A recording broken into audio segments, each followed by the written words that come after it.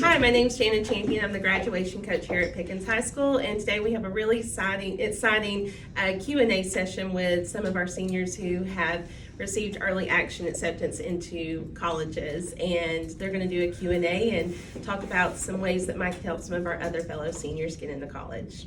Hi, I'm Valerie Boehm, and I'm the enrollment advisor here at Pickens High School. And we are really excited to bring this group of amazing students together. And the goal is really just to share their knowledge for the students who are still applying and to help them be really successful in their admission as well. Thanks for joining us. Hi, my name is Randy Overton. I got early admittance into the University of Georgia and Georgia Tech. Hello, my name is Devin Shoemake, and I got into UGA, Georgia Tech, and UNG early action. Hi, my name is Maggie, and I got in early to the University of North Georgia. I'm Dylan Moe, and I got in at KSU. Hi, my name is Xander Combs, and I got early admission to Georgia Tech. Hi, my name is Jackson Hosmer, and I got early admission to Georgia Tech. Hi, my name is Savannah Cantrell. I got early admission into the University of North Georgia, Valdosta State, and Georgia Southern. Hi, I'm Rachel Clayton. I got in early action to UGA and KSU.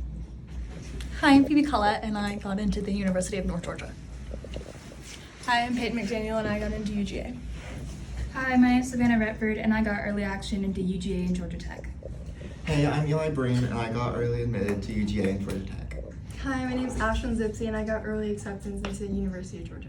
Okay, my name is Devin, and I am going to take on question number 1, which is, what part of the application did you find the most challenging, longest, or required the most effort? And was there anything in particular you did to help you get through that section? I think we could all agree that the essay is the hardest part. We're going to talk about that later, but I think definitely writing the essay is definitely the hardest part. And something in particular that I did was start early. You know, early is never too early. If you have a good idea, write it down. You can elaborate on it later. But if you have a good idea, just so you don't forget it, just write it down really quick in like your notes app or something like that.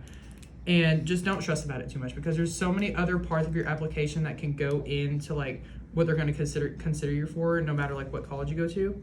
And so I think that definitely helped me a lot. Question number 2, what's something you wish you knew before that you know now after successfully getting through the admission process?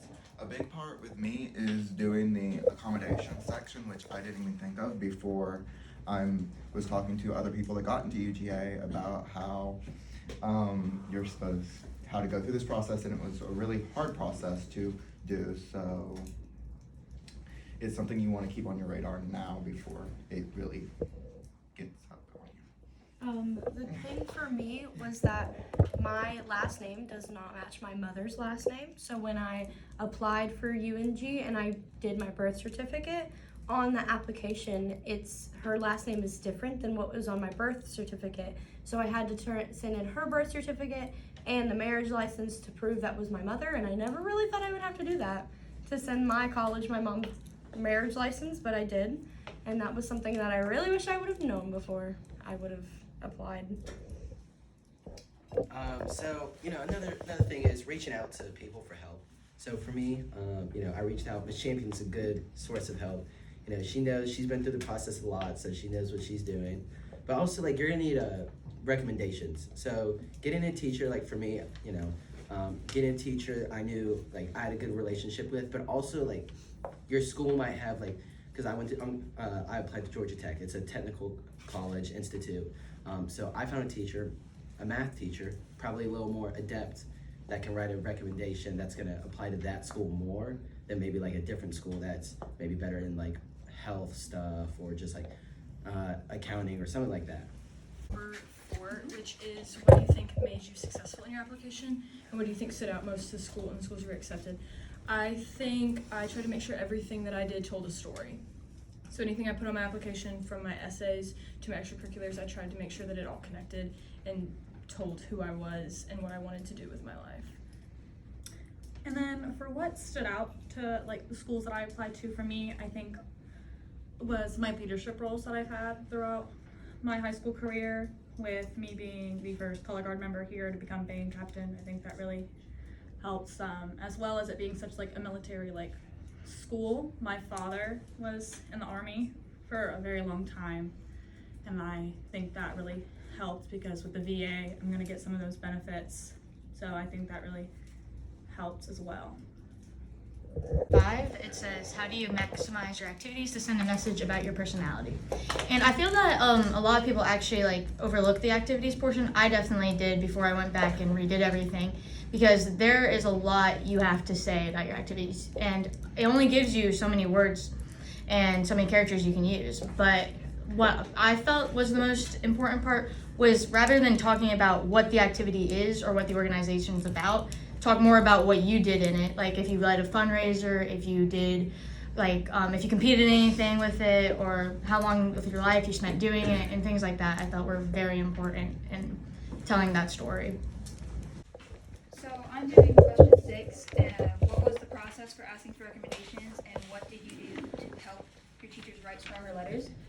So with finding the right, it's really important to find the right people to write your recommendations for you. It's like Xander mentioned earlier, because I'm also going to Georgia Tech, so I found a recommender, my AP calculus teacher, to recommend me to that school because it fits what I want to go into. It was specific for me as a student. And then for what I did to help my teachers write stronger letters, I sent them my resume, which has a list of all my extracurriculars, my work experience, my awards, honors, so that they could write the best possible recommendation for me. So me and Devin are going to do number 7. So it says, what advice do you have for someone struggling to come up with an essay idea? So I personally, when I chose, like, this might sound kind of blunt, but choose something that really changed you, whether that be like some sort of traumatic experience or anything along those lines. Just make sure what you write about is actually important to you and that your passion can be seen through your writing. And I would also say to start early. Like, I know Devin mentioned that earlier, but I did not start early, and I waited, and I had 3 days left to write it, and I did it all in 3 days, and it was not fun. So definitely start your essay early. Yeah, and so me and Ashlyn and a couple other people here also went to UNG Ascend. Great program, y'all should do it. And we learned something there, that if you are struggling to write an essay or just like getting those ideas flowing, sit down, like continuously write, and don't stop until you like literally cannot anymore. And then that is your first draft. You know, it really reveals a lot of actually what you have to say and like what like ideas come out when you're just sitting there writing just straight out. And I think I did that for my essays a couple times, so. Okay, so did others read your essay, and if so, who?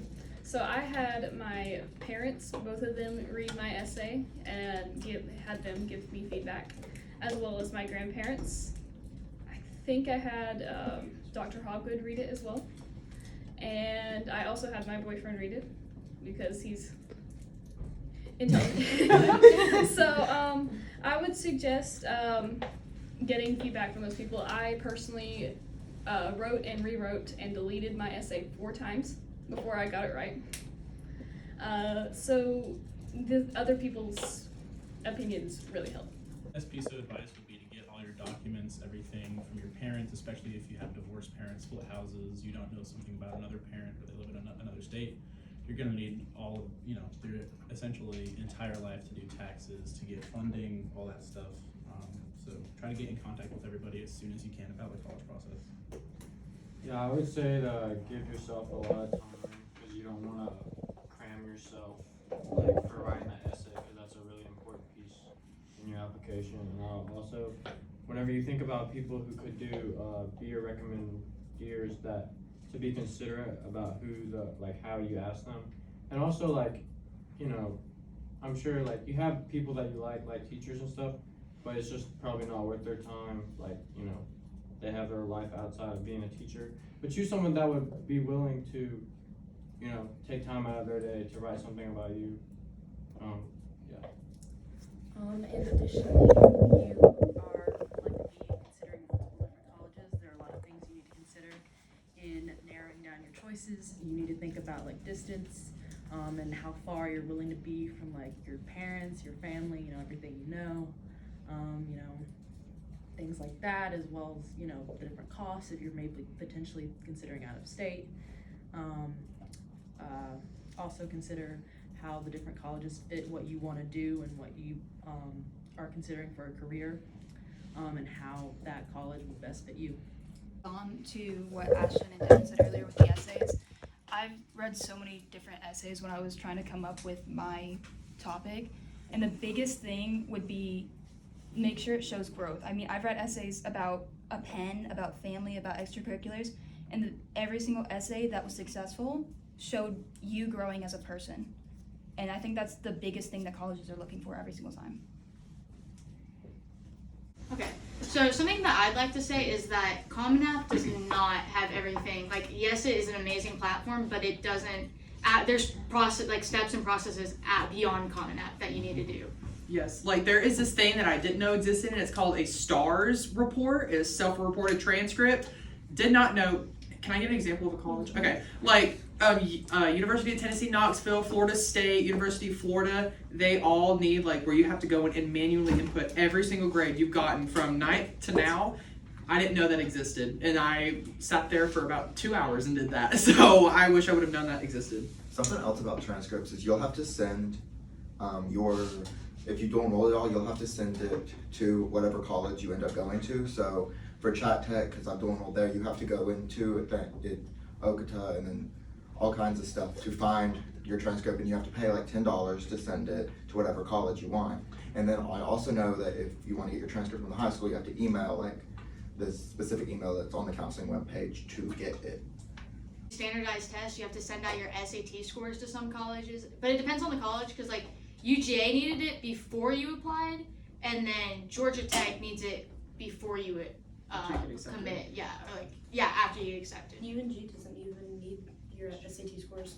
Yeah, and then some schools don't need I that. don't think KSU does either. No, I would say just GPA, you don't need to do it for KSU. Just remember, like, because I didn't know this, it costs money to send out your SAT scores, and I was going to send it out to like 10 different colleges, and I was like, well, I don't have this much money, so just keep that in mind before you start doing all this. And also, you can take the SAT and ACT as many times as you need. You can keep taking that. So You don't have to take it just once. yeah, you can take it 4 or 5 times because I did. Jackson Hospital's taken it 9 times. And one thing about the ACT, I suggest the paper because they can't make it harder on you. Yeah, exactly.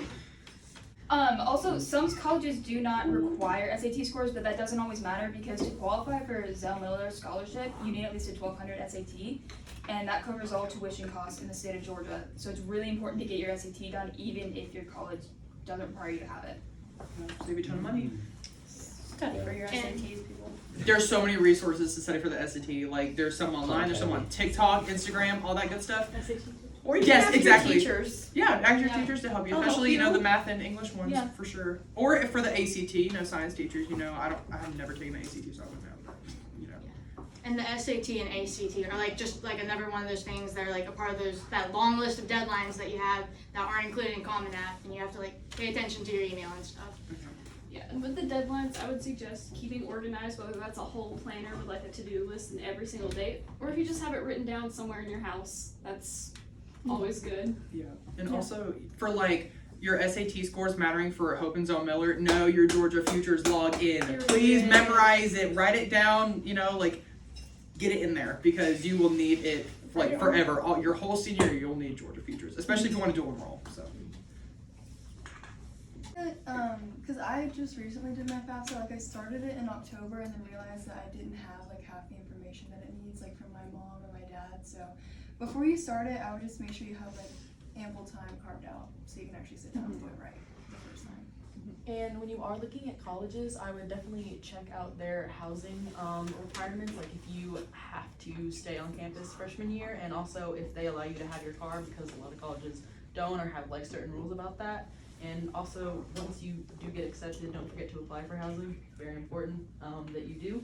Do it when the deadline opens. I did it December 1st when our deadline opens because it's first come, first serve, and I am not getting stuck with some crazy girl from South Georgia. It's not happening. It's not happening. Also, a lot of colleges have honors colleges. I mean, if you want to get into that, those are really helpful, especially for UGA. It's like one of the top honors colleges in the country. So those usually have like their own separate applications, and they're not that bad, but just be mindful of it if that's something you are looking into if you want to do. And they have like their own separate deadlines also. Yes, and prompts, and essays, and videos sometimes. So. I'm working on the UGA Honors College one right now, and it's a lot like the Common App. It's just, it asks you different questions, because I know they both automatically got admitted, but you don't always get that. So you might also want to look into it, even if your college doesn't. And some of the questions are the same as on the Common App, so if you forget some of your answers, you can actually go back and look on your Common App and copy and paste.